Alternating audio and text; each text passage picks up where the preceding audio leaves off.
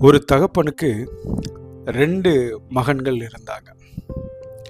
தகப்பனுக்கு இந்த மூத்த மகன் மேலே ரொம்ப பிரியம். இந்த 2வது மகனை அவர் நேசிக்கவே இல்லை. ஒவ்வொரு நாளும் ஆஃபீஸ் முடிஞ்சு வரும்போது இந்த மூத்த பையனுக்கு மட்டும் gift வாங்கிட்டு வருவார். இந்த 2வது பையனுக்கு எதுவுமே செய்ய மாட்டார். இவன் போய் எது கேட்டாலும் அவன் மேலே எரிஞ்சு விழுவார். இது பல நாளாக போயிட்டே இருந்தது. அவருக்கு ஏன் தெரியல, அந்த பையன் மேலே ஒரு சந்தேகம், ஒரு வெறுப்பு எப்பயுமே இருந்துகிட்டே இருந்தது. மகன் வளர்ந்து வந்தான், தன்னுடைய ஸ்கூல் எஜுகேஷனை முடிச்சிட்டான். அப்பா கிட்ட போய் ஒரு நாள் நின்று, அப்பா என்னுடைய காலேஜ் எஜுகேஷனுக்காக நான் வெளிநாடு செல்ல விரும்புகிறேன்னு சொன்னோன்னே பேப்பர் படிச்சுட்டு இருந்த அப்பா தலையை தூக்கி அவனை பார்க்க கூட இல்லை. உன் இஷ்டம், என்னமோ செய், எங்கிட்ட போ அப்படின்னு சொல்லிட்டு ஒரு கவனமே கொடுக்காம அவனை உதாசீனப்படுத்தினார். உதாசீனப்படுத்தப்பட்டவன் மனசில் வலியோட வீட்டை விட்டு வெளியேறான். 10 வருஷம் கடந்து போகுது. 10 வருஷம் கழிச்சு அப்பாவுக்கு 60th பர்த்டே வருது. அன்னைக்கு சாயங்காலம் மூத்த பையன் ரொம்ப சந்தோஷமாக வீட்டுக்கு வர்றான். ஒரு புது கார் எடுத்துகிட்டு புது வாட்ச் வாங்கிட்டு அப்பாவை வந்து பார்க்குறான். அப்பா கிட்ட போய் அந்த வாட்சை ப்ரெசன்ட் பண்ணி வாழ்த்து சொல்லி அப்பா கிட்ட கார் கீயை கொடுத்தோன்னே அப்பா ரொம்ப மெல்ட் ஆகி அவனை கட்டி பிடிச்சி, உன்னை பெற்றதுக்காக நான் ரொம்ப சந்தோஷப்படுறேன் அப்படின்னு சொல்லி ரொம்ப பெருமையோடு அவனை வாழ்த்தினார். அவனுக்கு நன்றி சொன்னார். கொஞ்ச நேரத்தில் காலிங் பெல் அடிக்கிற சவுண்டு கேட்குது. கதவை திறந்து பார்த்தா சின்ன பையன் நிற்கிறான். அவன் ரொம்ப ஏழ்மை கோலத்தில் உள்ளே வந்து அப்பாவுக்கு வாழ்த்து சொல்ல வர்றான். அப்பா அவனை மதிக்கவே இல்லை.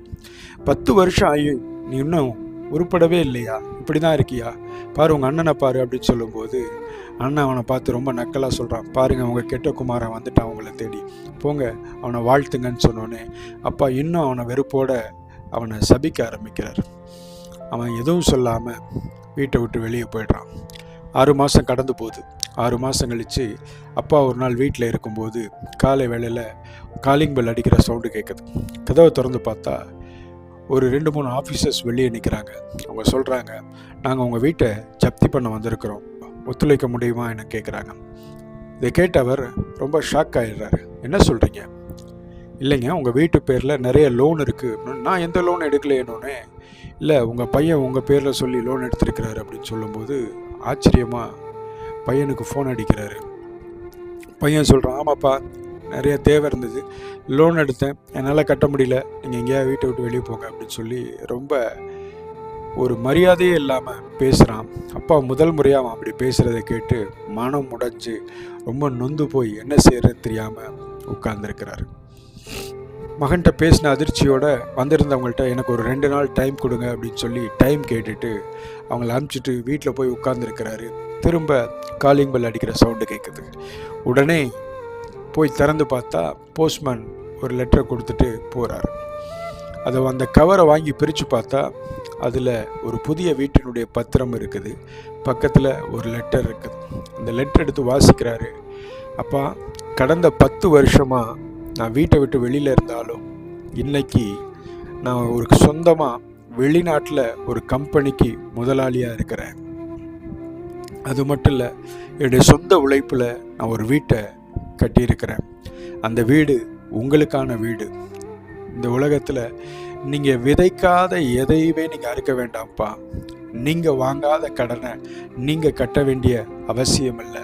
அதனால் நான் உங்களுக்காக வாங்கியிருக்க வீட்டில் நீங்கள் போய் இருங்க. இதுதான் நான் 60th பர்த்டேக்கு உங்களுக்கு கொடுக்குற கிஃப்ட்டு. இதை கொடுக்கறதுக்கு தான் நான் அன்றைக்கி வந்தேன்.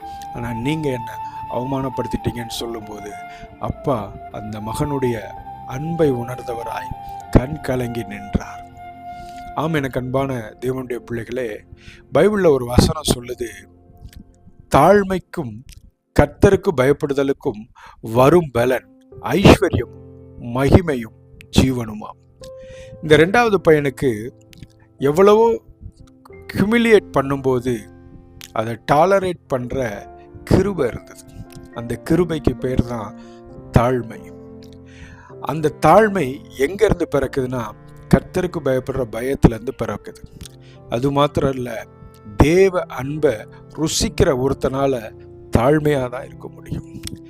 எவனுடைய இருதயமெல்லாம் மேட்டிமையாக தாழ்மை இல்லாமல் இருக்குதோ அவங்க இருதயத்தை தேவனுடைய அன்பு தொடலை, தேவனுடைய அன்பை அவங்க ருசிக்கலை, அப்படிங்கிறது தான் அர்த்தம்.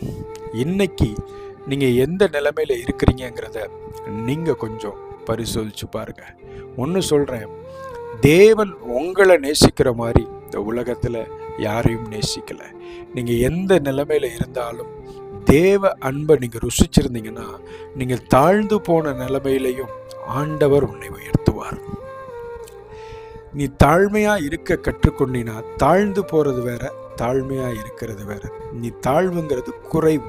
நீ குறைவுபட்டிருந்தாலும் தாழ்மை உன் இருதயத்திலே தரிப்பிக்கப்பட்டிருக்குமானால் நிச்சயமாக சொல்கிறேன், கர்த்தர் உன்னை மேன்மைப்படுத்துவார்.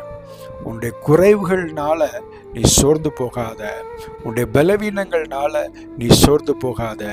கர்த்தருக்குள்ள அவருடைய அன்பை ருசித்தவனா தாழ்மையா இருந்து பாரு, நிச்சயமாக கர்த்தர் உன்னை மேன்மைப்படுத்துவார். ஒருவேளை உன்னால தாழ்மையா இருக்கிறியா இல்லையானே தெரியாம இருந்துச்சுன்னா ஒன்று செய், உங்கள் அன்புனால என்னை நிரப்புங்க ஆண்டவரேன்னு சொல்லு. உங்ககிட்ட இருந்து வெளியில் போகிறதெல்லாம் தாழ்மையின் சுபாவமாக தான் இருக்கும். அது நிச்சயமாக உன்னை கர்த்தர் மேன்மைப்படுத்துவதனுடைய அடையாளமாக இருக்கும். நிச்சயமாக ஏசப்பானால் நேசிக்கப்படுற நீ தாழ்மையாக தான் நடக்க முடியும். தாழ்மையாக இருக்கிற உன்னை கிருபையினால் நிரப்பி அவர் மேன்மைப்படுத்துவதற்கு உண்மையுள்ளவராக இருக்கிறார். கர்த்தர் உன்னோடு கூட இருக்கிறார். God bless you. நிச்சயமாய் அவர் உன்னை மேன்மைப்படுத்துவார். ஆமென்.